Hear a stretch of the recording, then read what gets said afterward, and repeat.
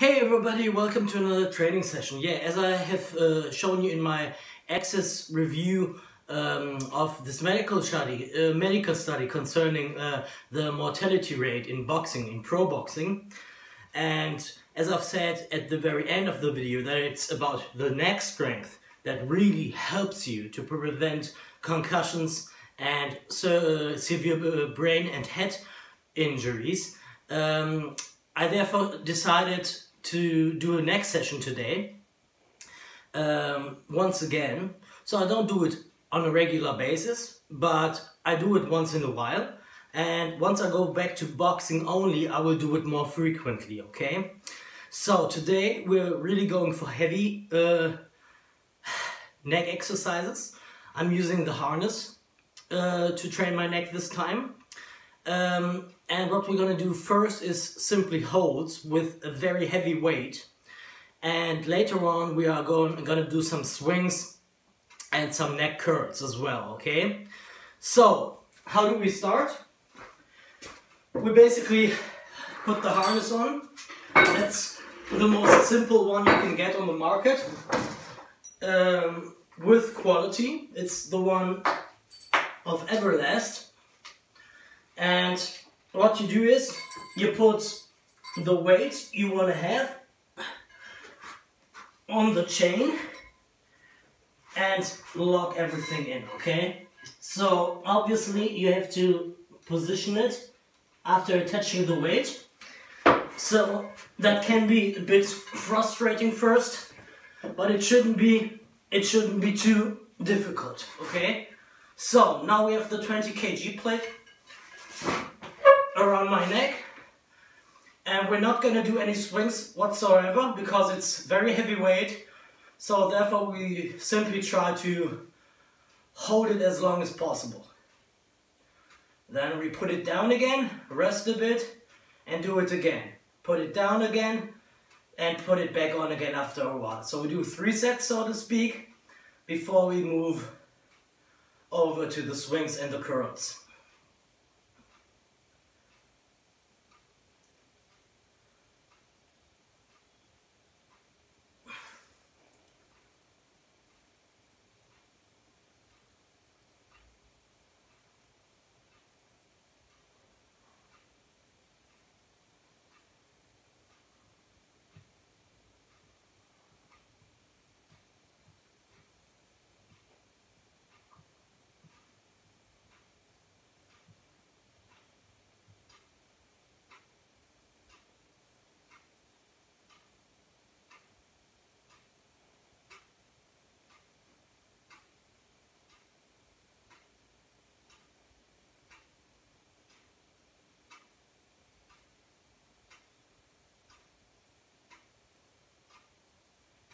So if you think that gets a bit too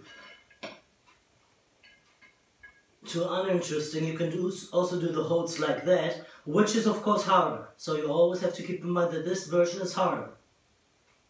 That goes more on your neck muscles. Ugh.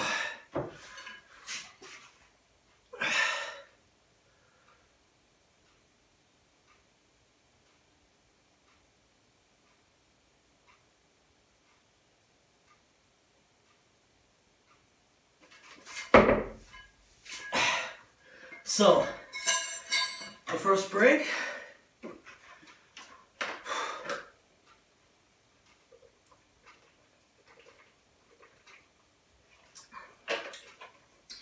I can tell you one thing. There's nothing more relieving than putting the weight off your neck.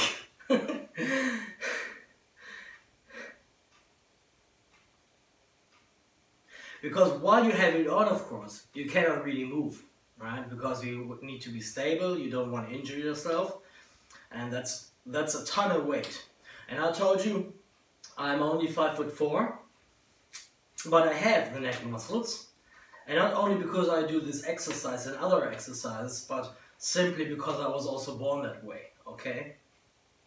So there's definitely a training part of having a strong neck and an overall wider frame. But there's also genetics, okay? And I would say the genetic part makes more than 50% of your frame. I really do. I think it's 60 to 70%. And the 40 or 30% which are left are done because of training. But in this part, genetics play a major role. It's the same with baseball, right? Not with baseball, with basketball.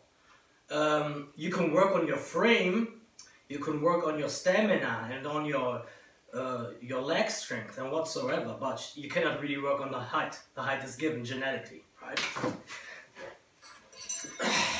So, second set.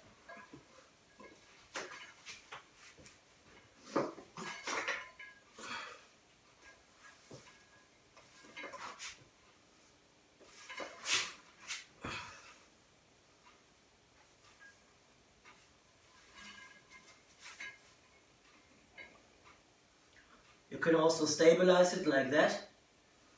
Just don't put your hands on the weight, because otherwise you will help yourself a bit, whether you like it or not. But if I put my hands around here, I help myself a bit. So it's better if I just put my hands here on the chain and stabilize it that way. Okay? And then again, if you want to make it even harder, just bend over. Okay? Bend down and keep it hanging like that, without your hands. But that's a bit too hard with this amount of weight. So I'm not going to do this version. I'm going to do the seated version. And I can already feel it here in my trap, so it's extremely beneficial but also taxing. Well, the second set is obviously shorter than the first one, and that's how it goes. But after 2 sets, I can already tell you that this is a hardcore exercise. It's really beneficial. And some people say, don't use too much weight for this. And again, I can see where they come from. They don't want you to cheat while doing the exercise. They want you to do the exercise, the form correctly. But again, if you really know that you have heavier weight now on your neck, you're automatically more cautious, okay? So, that having said, you can use whatever weight you want. Just make sure you can hold it, right? In the right form, in the right way. That's the only thing. And I mean, by instinct, you would never use a weight like 20 kg and use it for swings or neck curls if you haven't done it before, right? So if you cannot even curl 15 kilos, for example, why would you go up to 20? Nobody would do this.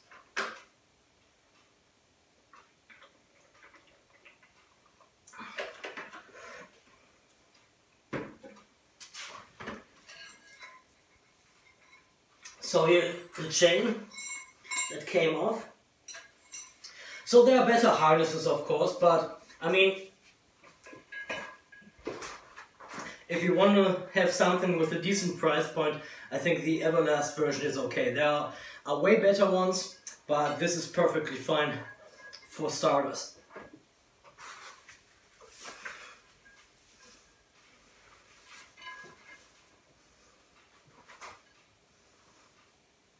So, see? I mean, you can let it swing a little bit. If you let it swing a little bit, it's even more natural, because you also do not always keep your head exactly in one locked position, but it makes it harder for you, okay? And we're doing swings later on anyway, so there's no need for the swings right now. So as I said, this way, it's harder than that way, and bending over is the hardest version of them all.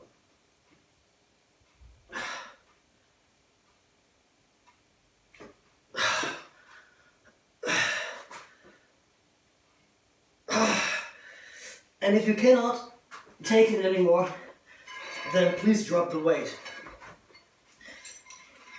This is just there to help you in contact sports, right? It's just there to help you in boxing, in football, so American football, or any other full contact sport? Well, American football is sort of full contact because you have the armor, okay? So it's semi-contact. But all professional combat sports are full contact sports.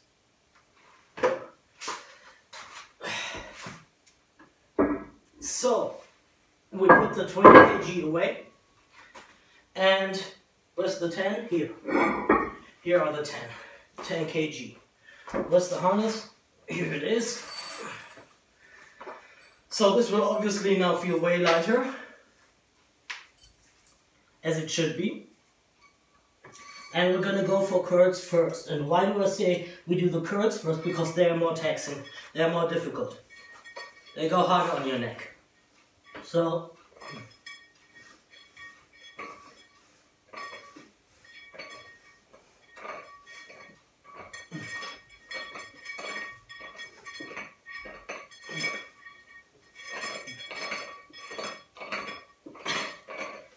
so 11 in this set.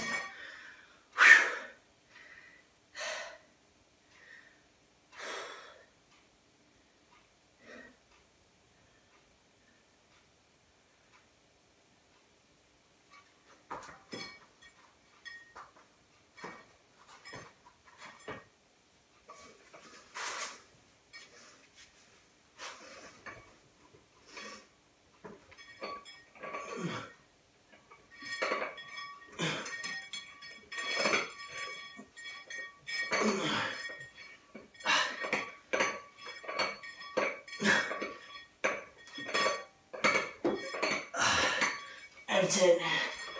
So a little longer break now. Whew. So 3 sets of holds, 3 sets of curls, 3 sets of swings. And that's all you need if you train your neck on neck day with the harness. What you could also do, of course, if you don't want to use it, or if you simply haven't the money for it right now, because at some point I think it's unavoidable to get one. But what you can also do, also in addition to this, is of course headstands. Now if you can do them freestanding, that's perfect. And if you need your hands and you need to lean against the wall, that's also perfect. Just make sure that you put a pillow on the floor so that you do not really have so much pressure on your skull, and to make it more comfortable for you. And simply use any wall you have in your house, lean against it, and try to keep yourself in that position by using your hands as well, okay? So there's no need for anything freestanding if you simply want to work your neck. If you want to be an acrobat, of course, that's a different story. But if you just want to work your neck, you can perfectly use this wall, maybe not this wall, but perfectly this wall, for example, any other free wall. You do not need to have so much space on the wall, but you need to have a little bit more space when you come down, because you will come down with your legs first. So make sure that you do not hurt yourself while coming down, because if there are things lying around, you might hurt yourself. So third set of curls.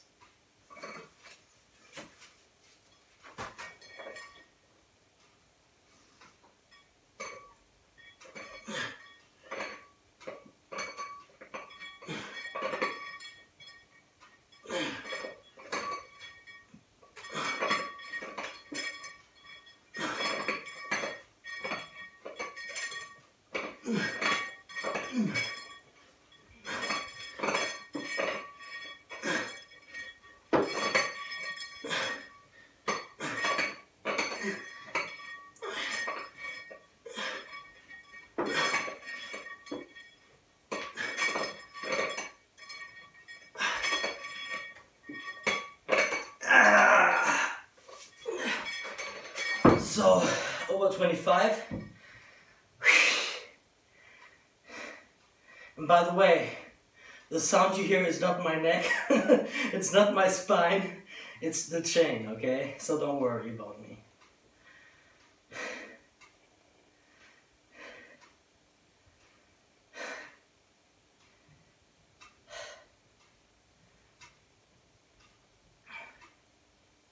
So forearms are always neglected in training, neck muscles are neglected in training, and at some point, especially in combat sports and especially in boxing, as I said, go check out the study about the mortality rate in boxing and why I personally believe that boxing should be forbidden under 160.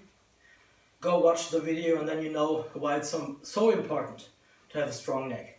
And why not everybody can do this sport, because as I said, 60 to 70% in my opinion, considering your frame, is genetically already predetermined, okay? So you cannot really do anything against that. So now we come to the swings. Swings are pretty easy, just make sure you do not make it too fast, because you first want to have the impact, and second, you also don't want to hurt yourself. Left and right, left and right, simply like a pendulum.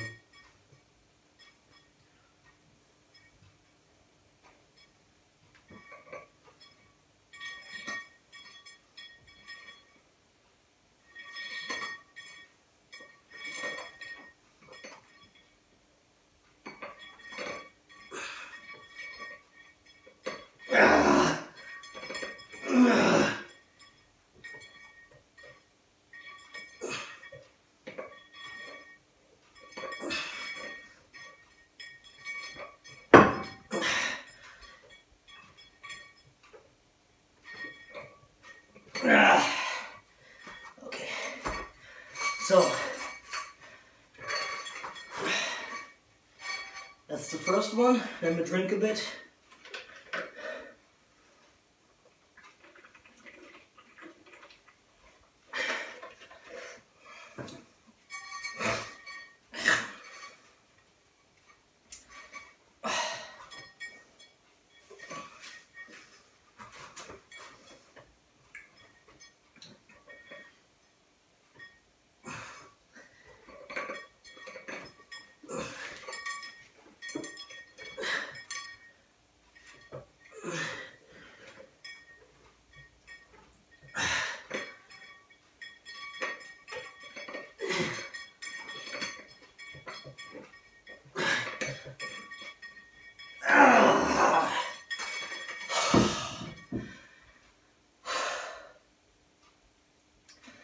So you obviously have to do this exercise after your boxing workout, or as a last exercise for your boxing workout, because you cannot really shadow box, let alone do sparring anymore after you've done this, okay? It's too dangerous, too dangerous. So always do it after your boxing workout or for the last exercise. After you've done your shadow boxing, after you've done your sparring, after you went against the heavy bag or the speed bag, do it after all of that as a finisher. Not only is it more effective then, but it's also safer, okay? And you do not have to worry about not having proper form while doing your shadow boxing, doing your sparring and whatsoever, because you are somewhat hindered in your mobility after this exercise, which you will be for at least 24 hours. So it's also not something you should do each and every day, but I think you should do it maybe twice a week when you are doing boxing. I would say so, maybe twice a week. Yeah. So now the last one.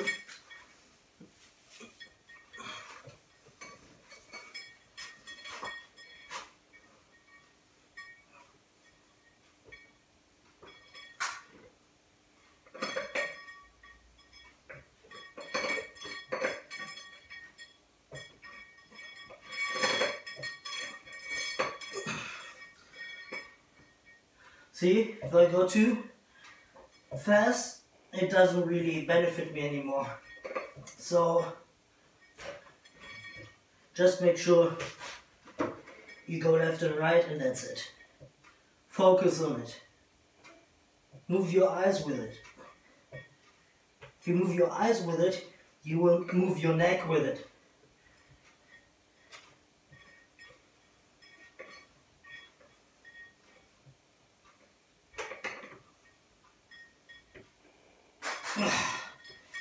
So, there you have it, guys. 3 exercises. Holds with very heavy weight.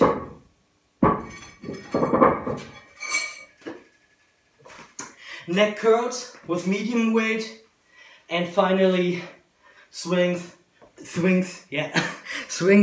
with lighter weight. I hope you found it interesting, and I hope I could motivate you to try this one out, because it's really effective, I can tell.